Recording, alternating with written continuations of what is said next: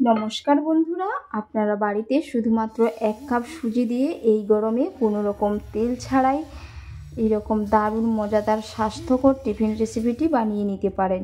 খেতে পুরো দুর্দান্ত হয়। এর জন্য কিন্তু পুরো রেসিপিটা দেখতে থাকুন, আশা করি আপনাদের খুবই ভালো লাগবে। সাথে যদি চ্যানেলে নতুন বন্ধু হয়ে থাকেন অবশ্যই চ্যানেলটি সাবস্ক্রাইব করে নেওয়ার অনুরোধ থাকলো। কত সুন্দর হয়েছে, একেবারেই জালি জালি। আর এটা কিন্তু উল্টো পিঠটাও দারুণ সুন্দর হয়েছে এবং খেতে তো দারুণ হয়, খুবই সফট এই রেসিপিটি।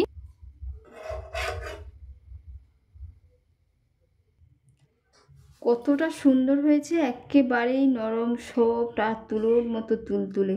তেল ছাড়া যে এত সুন্দর হেলদি টিফিন রেসিপি বানানো যায়, আপনারা যদি না বাড়িতে একবার বানান তো আপনাদের বিশ্বাস হবে না। আর খুব সুন্দর কিন্তু জালি জালি হয়েছে আর একেবারেই পাতলা হয়েছে। আপনারা চাইলে একটু মোটা করেও বানিয়ে নিতে পারেন।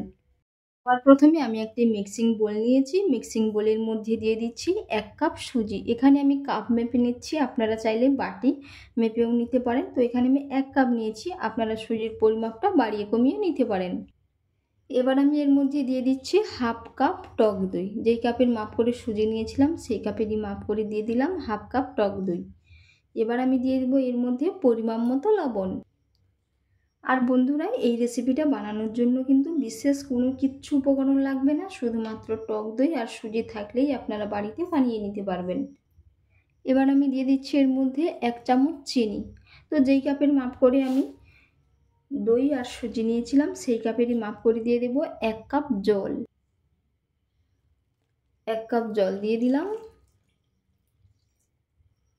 এবার আমি সমস্ত উপকরণগুলো ভালো করে একসাথে মিশিয়ে নিব, দিয়ে 5 মিনিটের জন্য রেস্টে রেখে দেবো, যাতে সুজিটা একটু ফুলে ফেপে যায় এবং নরমও হয়ে যায়।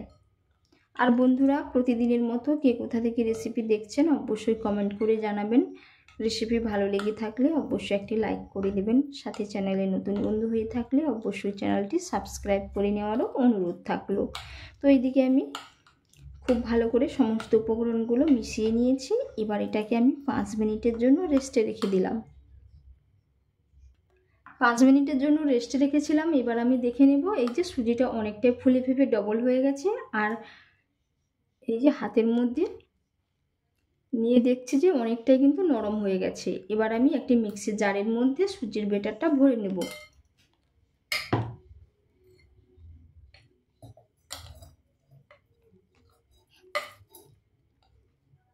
এইভাবে আমি সুজির ব্যাটারটা মিক্সির জারের মধ্যে ভরে নিচ্ছি।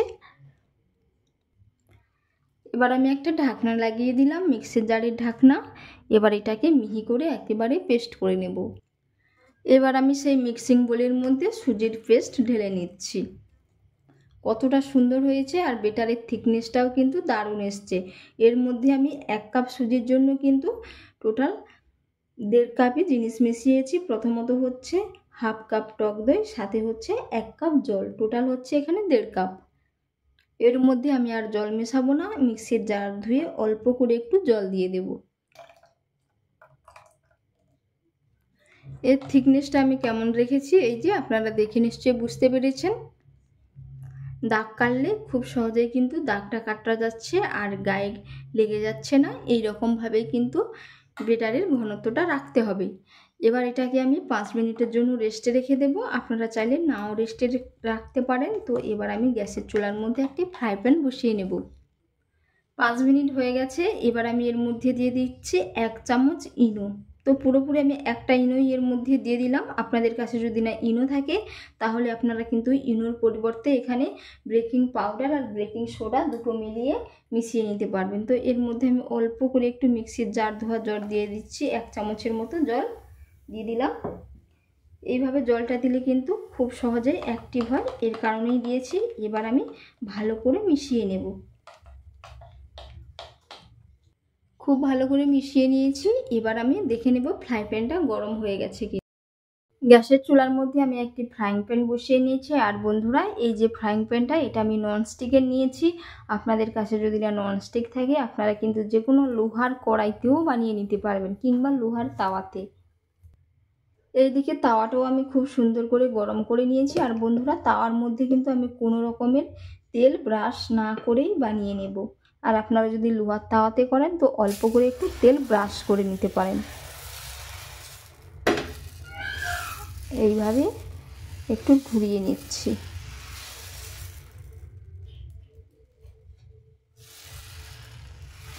এবার আমি কিছুক্ষণের জন্য অপেক্ষা করব। এটাকে ওঠাতেও হবে না, এটা নিজের থেকে সাইডগুলো কিন্তু খুব সুন্দরভাবে ছেড়ে যাবে। খুব সুন্দরভাবে কিন্তু গাগুলো এই যে শুকিয়ে গিয়েছে। এবার এটাকে আমি এই যে এইভাবে খুব সহজেই তুলে নিলাম। আপনারা চাইলে এর থেকে ছোট সাইজ করেও বানিয়ে নিতে পারেন, একটু মোটা করে।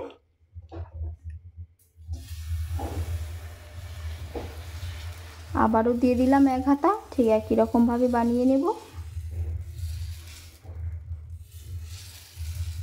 আর বন্ধুরা, একেবারেই তেল ছাড়া এটি একটি কিন্তু এই গরমের জন্য স্বাস্থ্যকর হেলদি টিফিন রেসিপি। আবারও দেখে নেব একই রকমভাবে। এই যে খুব সহজেই কিন্তু উঠে গিয়েছে।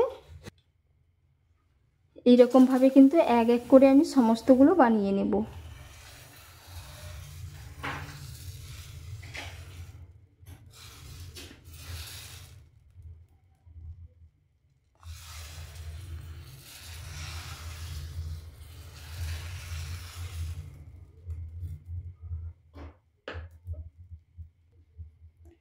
এটাও ঠিক একই রকমভাবে হয়ে গেছে।